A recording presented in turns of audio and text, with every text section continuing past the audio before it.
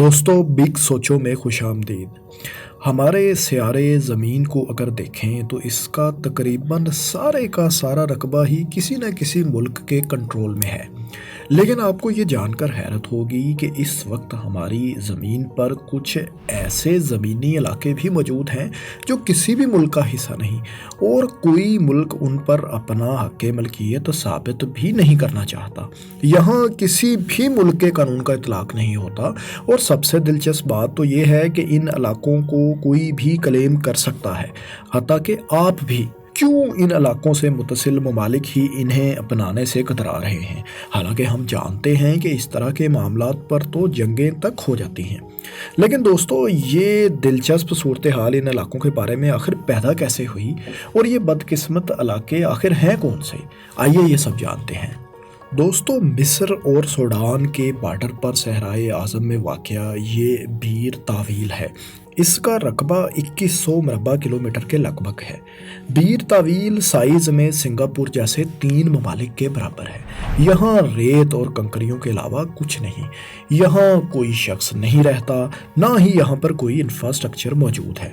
لیکن آپ یہ تو جانتے ہی ہیں کہ دنیا میں ایک مربع کلومیٹر کا علاقہ حاصل کرنے کے لیے بھی ملک تگ و دو میں لگے رہتے ہیں، تو پھر یہ اتنا بڑا علاقہ ہے، لیکن یہاں تو ایسا کچھ بھی نہیں۔ بیر طویل کے شمال میں واقع مصر بھی اسے لینے کو تیار نہیں، اور سوڈان جو کہ اس کے جنوب میں واقع ہے وہ بھی اس کو لینے میں بالکل بھی دلچسپی نہیں رکھتا۔ آخر ایسا کیوں ہے؟ تو دوستو، اس سوال کا جواب جاننے کے لیے ہمیں 2 صدیاں پیچھے تاریخ میں جانا پڑے گا، جب مصر سلطنت عثمانیہ کا حصہ تھا۔ اس سلطنت کا حصہ ہونے کے باوجود مصر بہرحال اپنے کچھ معاملات میں کافی حد تک خود مختار بھی تھا۔ وہ سوڈان اور اس سے ملحقہ کچھ علاقوں کو اپنے زیر اثر کر چکا تھا۔ 1870 میں سوڈان نے مصر کے خلاف مسلح بغاوت کا آغاز بھی کیا۔ ابتدائی طور پر انہیں اپنی ان کوششوں میں کوئی خاص کامیابی نہیں ملی۔ اسی دوران 1882 میں برطانیہ نے مصر کا کنٹرول حاصل کر لیا، اور اس کے بعد سوڈان کی طرف سے کی گئی بغاوت کو کچلنے کے لیے برطانیہ بھی مصر کے ساتھ شامل ہو گیا۔ یہ سلسلہ اگلے کئی سالوں تک چلتا رہا۔ سوڈانی فورسز کو شکست دینے کے بعد مصر اور سوڈان کے درمیان ایک نئی بارڈر لائن کھینچنے کا فیصلہ ہوا۔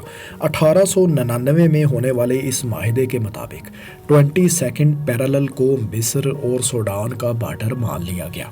اسی معاہدے میں سوڈان کو برطانیہ اور مصر کے ایک کنڈومینیم کا درجہ بھی دیا گیا۔ کنڈومینیم ایک ایسی ریاست ہوتی ہے جس پر 2 یا 2 سے زیادہ ملک یا ریاستیں مشترکہ طور پر طے شدہ شرائط کے مطابق حکومت کریں۔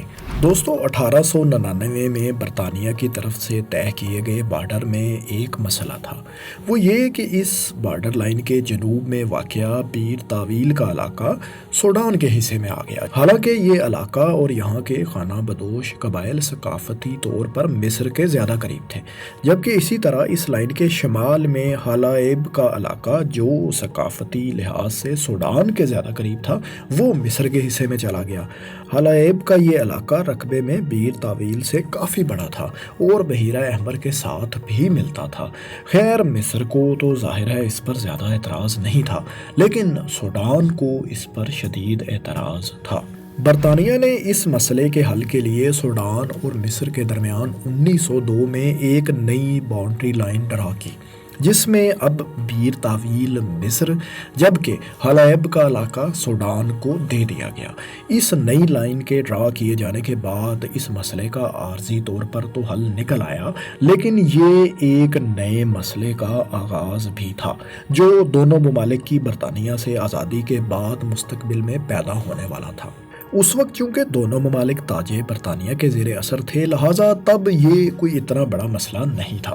1922 میں مصر نے برطانیہ سے آزادی حاصل کی، تب بھی یہ مسئلہ زیادہ اجاگر نہیں ہوا، لیکن 1956 میں جب سوڈان نے بھی آزادی حاصل کر لی تو دونوں ممالک کے درمیان یہ سرحدی معاملہ باقاعدہ تنازع کی شکل اختیار کر گیا۔ مصر کا ماننا تھا کہ اصل سرحد 1899 میں طے کی گئی 22 پیرالل لائن ہی ہے، جبکہ سوڈان کا دعویٰ تھا کہ 1902 میں کھینچی گئی لائن اصل بارڈر ہے۔ جس میں حلائب سوڈان کے حصے میں آیا تھا جبکہ بیر طویل مصر کے حصے میں۔ دونوں ممالک کے اپنے اپنے کلیمز کی وجہ سے حلائب پر تو دونوں ہی دعویٰ کر رہے ہیں، جبکہ بیر طویل کو لینے کے لیے دونوں میں سے ایک ملک بھی تیار نہیں۔ اس وجہ سے دونوں ممالک کے بارڈر پر یہ علاقہ ابھی تک ان کلیمڈ پڑا ہوا ہے۔ اس مسئلے میں شدت اس وقت آئی جب 1958 میں سوڈان نے حلائب میں الیکشن کا انعقاد کرنے کی کوشش کی۔ مصر کے صدر جمال عبد الناصر نے یہاں پر اپنی افواج بھیج دی۔ اس کے بعد کچھ عرصہ تک یہاں دونوں ممالک نے مشترکہ طور پر حکومت بھی کی۔ یہ مسئلہ اس وقت مزید گمبھیر ہونے لگا جب 1992 میں حلائب کے ساتھ بحیرہ احمر کے ٹیریٹوریل واٹرز میں تیل کے ذخائر کے شواہد بھی مل گئے۔ اس کے بعد سوڈان نے پہل کرتے ہوئے یہاں ایکسپلوریشن کا آغاز کر دیا، جس پر مصر کو شدید اعتراض تھا اور مصر نے اپنی آرمی بھیج کر سوڈان کی پولیس اور لوگوں کو اس علاقے سے بے دخل کر دیا۔ یوں یہ علاقہ اس وقت سے مصر کے ڈیفیکٹو کنٹرول میں ہے۔ مصر اب تک یہاں ملینز آف ڈالرز خرچ بھی کر چکا ہے۔ دوستو، دونوں میں سے ایک بھی ملک بیر طویل کو اپنا حصہ نہیں مانتا۔ اس کی وجہ یہ ہے کہ اگر مصر بیر طویل کو اپنا حصہ مانے تو اس کا مطلب یہ ہوگا کہ وہ 1902 میں ڈرا کی گئی بارڈر لائن کو تسلیم کرتا ہے، اور اس صورت میں مصر کو حلائب سے دستبردار ہونا پڑے گا، جو رقبے میں بیر طویل سے 10 گنا بڑا ہے۔ دوسری صورت میں اگر سوڈان بیر طویل پر اپنا حق ملکیت ثابت کرے تو اس کا مطلب ہوگا کہ وہ 1899 میں ڈرا کی گئی لائن کو بارڈر مانتا ہے۔ اس طرح سوڈان کو حلائب جیسے ایک بڑے اور قیمتی علاقے سے دستبردار ہونا پڑے گا۔ یوں دونوں ممالک ہی حلائب سے دستبرداری نہیں چاہتے اور بیر طویل دونوں ہی ممالک نہیں لینا چاہتے، اور وہ ان کلیمڈ علاقہ ہے۔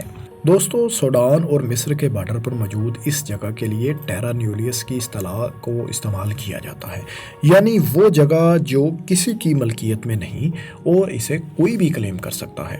تو دوستو، بیر طویل کے اس علاقے پر اب تک کئی افراد کلیم کر بھی چکے ہیں۔ ایک کلیم امریکی شخص نے 2014 میں کیا۔ اس نے یہاں اپنا جھنڈا بھی نصب کیا اور اس جگہ کو کنگڈم آف نارتھ سوڈان کا نام دیا۔ اس کے چند ماہ بعد 2 رشین شہری بھی یہاں کنگڈم آف مڈل ارتھ بنانے کا اعلان کر چکے ہیں۔ 2017 میں ایک بھارتی بھی اس جگہ کی ملکیت کا دعویٰ کر چکا ہے۔ ویسے دوستو، اگر آپ اس جگہ کو کلیم کریں تو آپ اس کو کیا نام دیں گے؟ ذرا کمنٹ سیکشن میں بتائیے گا۔ اب چلتے ہیں یورپ کی طرف اور ذکر کرتے ہیں ایسے ہی ایک اور دلچسپ بارڈر ایشو کا، جس میں انکلیمڈ علاقہ بھی شامل ہے۔ دوستو، یورپ کے نقشے کو غور سے دیکھا جائے تو لگتا ہے جیسے ایک ایک انچ کسی نہ کسی ملک کی ملکیت میں ہے، کیونکہ یہاں چھوٹے چھوٹے ممالک کی ایک بڑی تعداد ہے۔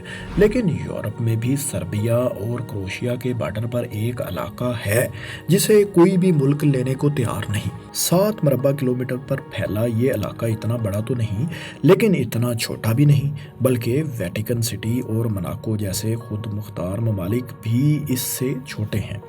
تو دوستو، یہاں مشرقی یورپ میں آخر ایسی صورتحال پیدا کیسے ہوئی؟ یہ جاننے کے لیے ہمیں 19ویں صدی میں جانا پڑے گا، جب سربیا اور کروشیا دونوں آسٹریو ہنگرین امپائر کے کنٹرول میں تھے۔ دریائے ڈینیوب کے مشرق میں سربیا واقع تھا، جبکہ اسی دریا کے مغرب کی طرف کروشیا تھا۔ دونوں کے درمیان آسٹرو ہنگیرین امپائر نے دریا کو ہی قدرتی بارڈر کا درجہ دے رکھا تھا۔ کیونکہ یہ دریا ٹیڑھا میڑھا تھا، لہٰذا آسٹریو ہنگیرین امپائر نے دریا کے ذریعے جہاز رانی یعنی نیویگیشن کو ذرا آسان بنانے کے لیے کئی مقامات پر اس کا رخ موڑ کر سیدھا کیا۔ ایسا کرنے سے دریا میں جہاز رانی تو آسان ہو گئی، لیکن اس کی وجہ سے ایک نئے مسئلے کی ابتدا بھی ہو گئی تھی۔ جنگ عظیم اول کے بعد آسٹریو ہنگیرین امپائر کا خاتمہ ہو گیا۔ اس کے بعد سربیا اور کروشیا یوگوسلاویا کا حصہ بن گئے۔ 1990 کی دہائی میں جب یوگوسلاویا بھی ٹوٹ گیا تو سربیا اور کروشیا 2 نئے ممالک کے طور پر وجود میں آئے۔ آزادی سے پہلے دونوں ممالک ایک ہی سلطنت کا حصہ تھے، تو یہ بارڈر کا ایشو کوئی اتنا بڑا تنازع نہیں تھا۔ لیکن آزادی کے بعد سربیا دریائے ڈینیوب کے موجودہ بہاؤ کو ہی بارڈر ماننے لگا۔ اس سے ہوا یہ کہ دریا کے مشرقی طرف تقریباً 100 مربع کلومیٹر کا علاقہ سربیا کے پاس چلا گیا۔ یہی علاقہ دریا کے بہاؤ کے پرانے راستے کو بارڈر مان جانے کی صورت میں کروشیا کو ملنا چاہیے تھا۔ اسی طرح دریا کی مغربی سائیڈ کا علاقہ کروشیا کے حصے میں آ گیا، جو دریا کے بہاؤ کے پرانے راستے کو بارڈر مان جانے کی صورت میں سربیا کے حصے میں آنا چاہیے تھا۔ اس صورتحال میں کروشیا کا موقف ہے کہ دریا کے بہاؤ کا اصل پرانا قدرتی راستہ ہی بارڈر ہے، جبکہ سربیا دریا کے موجودہ راستے کو ہی بارڈر مانتا ہے۔ اس طرح دونوں ممالک دریا کے موجودہ بہاؤ کے مشرقی علاقوں پر تو اپنا دعویٰ کر رہے ہیں، لیکن مغربی سائیڈ پر دونوں ہی ملک اپنا دعویٰ نہیں کر رہے۔ یوں دونوں ممالک کا الگ الگ موقف ہونے کی وجہ سے دریا کی مغربی سائیڈ پر ایک علاقہ انکلیمڈ ہو جاتا ہے جسے کوئی بھی کلیم کر سکتا ہے۔ لیبرلینڈ نامی اس علاقے کے انکلیمڈ ہونے کی وجہ یہ ہے کہ اگر سربیا دریا کے موجودہ بہاؤ کی مغربی سائیڈ کے اس انکلیمڈ ایریا کو کلیم کرتا ہے تو اس کا مطلب یہ ہوگا کہ وہ دریا کے پرانے بہاؤ کے راستے کو بارڈر مان رہا ہے۔ اس صورت میں سربیا کو 100 مربع کلومیٹر جو کہ دریا کی مشرقی طرف ہے اس سے دستبردار ہونا پڑے گا۔ اسی طرح اگر کروشیا دریا کے موجودہ بہاؤ کے مغربی سائیڈ کے اس علاقے کو کلیم کرتا ہے تو اس کا مطلب یہ ہوگا کہ وہ دریا کے موجودہ بہاؤ کے راستے کو ہی بارڈر مان رہا ہے۔ اس صورت میں کروشیا کو 100 مربع کلومیٹر علاقے سے دستبردار ہونا پڑے گا، اور اتنے بڑے رقبے سے ظاہر ہے کوئی بھی ملک دستبردار نہیں ہونا چاہتا۔ دوستو، اس انکلیمڈ علاقے میں کوئی انفراسٹرکچر وغیرہ نہیں، یہاں جانے والوں کو بھی کروشین آرمی اکثر پکڑ لیتی ہے جو اس علاقے کے ساتھ ہی موجود ہوتی ہے۔ اگرچہ اسے کسی ملک نے تو نہیں، لیکن چیک ریپبلک کے ایک سیاستدان میں 2015 سے اس پر اپنی ملکیت کا دعویٰ کر رکھا ہے، بلکہ وہ اپنے آپ کو فری ریپبلک آف لیبرلینڈ کا صدر بھی مانتے ہیں۔ یہی نہیں بلکہ آپ لیبرلینڈ کی ویب سائٹ پر جا کر چند ڈالرز کے عوض لیبرلینڈ کی آن لائن سٹیزن شپ یا ای سٹیزن شپ بھی حاصل کر سکتے ہیں۔ دوستو، ہماری زمین پر اگلا انکلیمڈ علاقہ ہے میری برڈ لینڈ۔ یہ علاقہ قطب جنوبی یعنی ساؤتھ پول پر انٹارکٹیکا میں موجود ہے۔ 16 لاکھ مربع کلومیٹر کا یہ علاقہ کسی بھی ملک کے کنٹرول میں نہیں، اور زمین پر سب سے بڑا علاقہ ہے جس پر کسی ملک کی ملکیت کا دعویٰ نہیں۔ اگرچہ Australia, France, New Zealand, Argentina, چلی، ناروے اور برطانیہ نے انٹارکٹیکا کے کافی علاقوں پر اپنے کلیمز جاری کر رکھے ہیں، لیکن انٹارکٹیکا کا یہ جنوب مغربی حصہ انکلیمڈ ہی ہے۔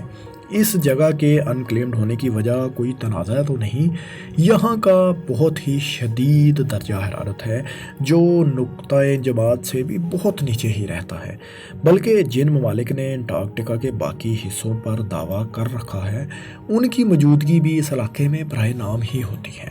دوستو، ہماری زمین کے وہ علاقے جن کو کوئی بھی اپنانے کو تیار نہیں اور انکلیمڈ ہیں، ان کے بارے میں یہ ویڈیو آپ کو کیسی لگی، اور آپ کو کیا لگتا ہے اس عجیب و غریب صورتحال کا کوئی حل بھی ہے یا نہیں؟